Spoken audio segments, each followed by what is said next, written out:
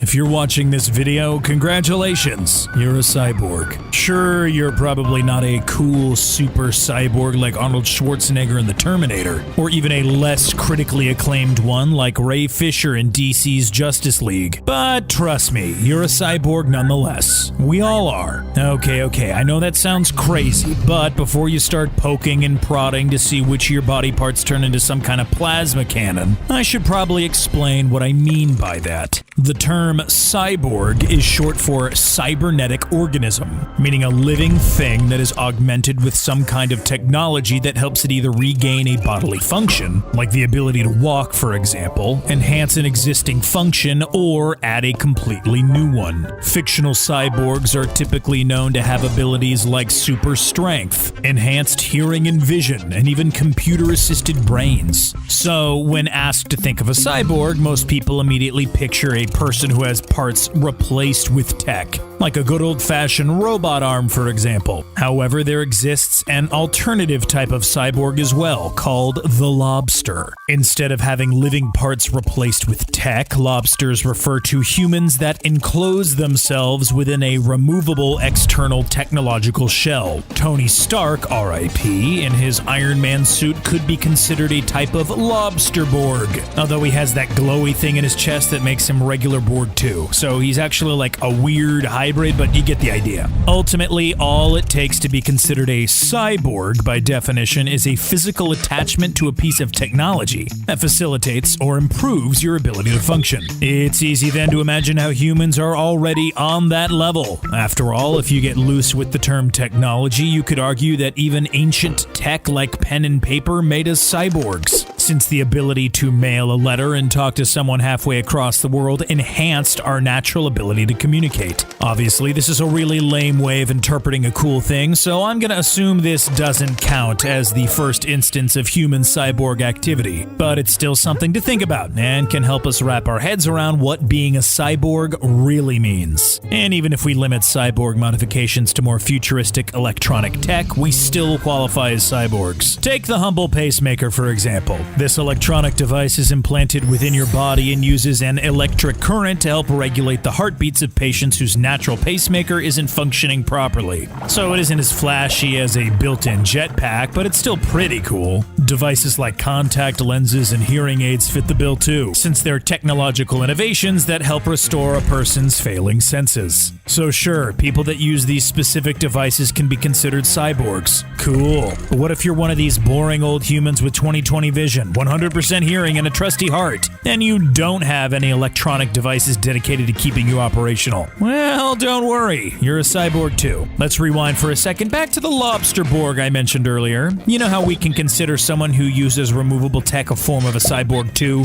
Well, let's take a look at what you're watching this video on. Whether it's a phone, laptop, or tablet, chances are this device is instrumental to your life, to the point that you're on it for an ungodly amount of time every day. You can use it to communicate with people instantly over vast distances, answer almost any question you can think of mere moments after thinking of it, and even follow your favorite celebrities' every move on social media. Okay, the last thing isn't nearly as cool as the others, but you get the idea. These wireless devices have ingrained themselves into our day-to-day lives, and as much as we'd like to think we can make do without them, we really can't. That much is evidenced by the fact that we experience phantom limb syndrome, a feeling typically reserved for amputees who are missing limbs, with our cell phones. That's right, our phones have become so intertwined with our notions of self that they have literally melded with the neuromatrix of our bodies, becoming an appendage of their own. When you forget your phone at home, your brain literally makes the same mistakes it would as if you were missing an arm or leg, hearing phantom rings and feeling phantom vibrations. This phenomenon is so common it's even been called a bunch of names like ringxiety, phonetum, like phantom, and my personal favorite, faux alarm. Get it? Faux as in fake, cell, and alarm. Anyway, this just goes to show the extent to which we've grown to rely on technology. Tech becomes an indispensable component of our schools, our workplaces, and even our homes through smart systems like Alexa. So while you may not feel as cool as Iron Man when you ask Siri what the weather's gonna be like tomorrow, the reality is you're kind of interfacing with a little precursor to his in-suit AI system, Friday.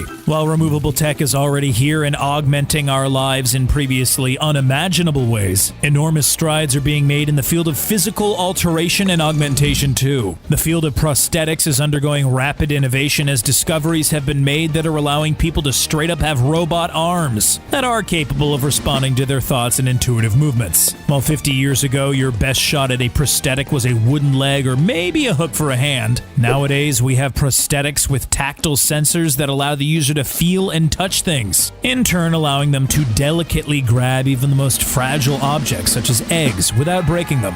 Crazy stuff, right? And for some, replacing body parts with robotics might not even be necessary. A technique called epidural stimulation, for example, has been developed for paraplegics that involves implanting a series of tiny electrodes below a spinal cord injury to help the brain send signals to the legs and get them moving again.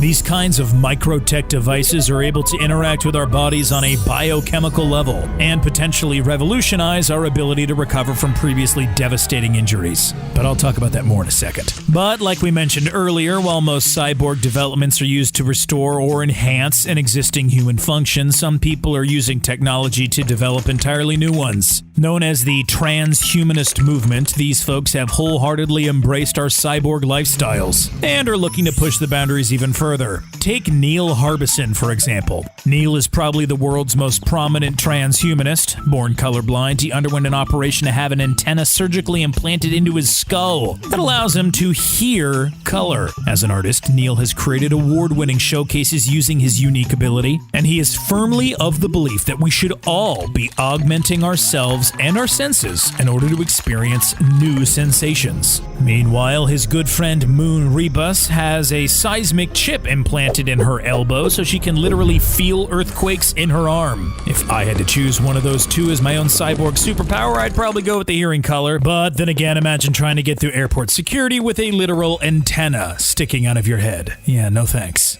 So clearly, we're all cyborgs, some of us more so than others, and have been for a while. So what's next on the agenda? Laser eyes? A handy Swiss Army finger? To answer that question, we'll have to turn things over to the revolutionary yet polarizing Elon Musk. A diehard futurist, Musk believes that the next step in human development isn't modifying the body, but rather modifying the brain. According to Musk, human brains are extraordinary computers, capable of taking in tons of information in a matter of moments. However, our bodies are less capable of outputting information. Take Twitter, for example. While you can scroll, read a tweet, and think of a reply within a second, actually typing out that reply with your two thumbs takes much longer than that. For Musk, the next step in human evolution is removing that physical limitation and allowing our brains to interact with technology directly. The possibilities of what we could do with such technology are limitless. For starters, his proposed Neuralink chip could restore lost eyesight, hearing, and even help combat brain disease like Alzheimer's. In fact, it's feasible that it could fix anything that's wrong with the brain. And at its coolest and most futuristic level, it could even allow for artificial intelligence that is symbiotically merged with your brain. This arrangement would allow your brain to access and parse through resources like the World Wide Web with a mere thought. Think Iron Man again, but this time your brain is Tony Stark, the Neuralink is Friday, and your body is the suit. Crazy, right? In this scenario, you could even feasibly upload your consciousness into a new body, should something happen to your original one.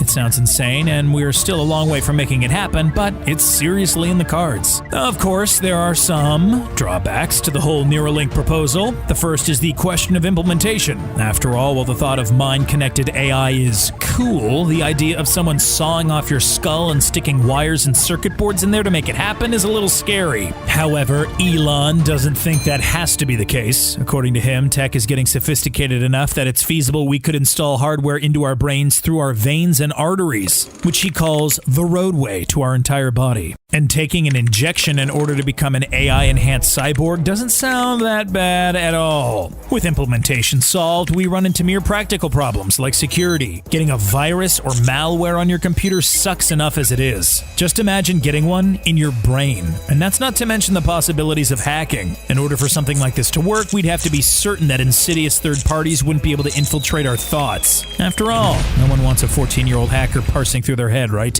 Finally, there are some very real social implications that can emerge from the rise of cybernetic enhancement. advancements. Seriously, imagine a world where the rich can literally augment their brains and bodies to beyond human capabilities, and the lower classes are stuck with their boring old regular selves. Our existing class divides would be elevated to unimaginable levels. So there you have it. Our world is full of cyborgs, and you're one of them. From your phone to your laptop to the contact lenses you take out at night, your existence is augmented in almost every way by the tech we've developed. And as technology gets crazier and crazier, it's only a matter of time before we make the leap into cyber organisms, as envisioned by science fiction writers. And when that happens, let's just hope we're prepared for it. If you enjoyed this video, be sure to hit like and subscribe down below. Then head over to the Brainiac YouTube channel for more futuristic fun. I'll see you next time.